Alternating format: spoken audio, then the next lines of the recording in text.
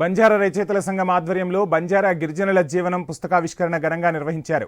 Hyderabad press క్లబ్లో MLC Kodandarama Reddy చేతుల మీదుగా ఈ పుస్తక ఆవిష్కరణ జరిగింది. గిరిజనుల జీవన విధానాలను తెలిపే మోనోగ్రాఫ్ ఆంగ్ల పుస్తకం ప్రొఫెసర్ రాజారాం నాయక్, ముడావత్ రాము నాయకులు తెలుగులోకి అనువదించారు. అన్ని రాష్ట్రాల ప్రభుత్వాలు గిరిజనులకు సహకరించాలని ఎమ్మెల్సీ కోదండరామరెడ్డి కోరారు. ఆయా తెగల గురించి ప్రత్యేకంగా అధ్యయనం చేసి మోనోగ్రాఫ్ తేవాలని నిర్ణయించుకున్నారు.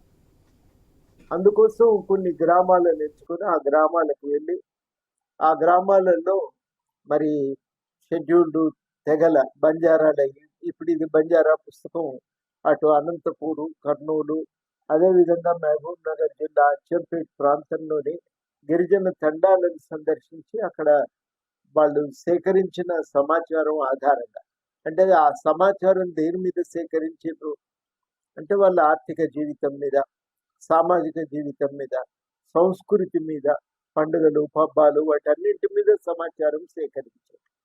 అప్పటికే ఆ గ్రామాల్లో ఉన్న పరిస్థితులను కూడా స్థూలంగా వర్ణించి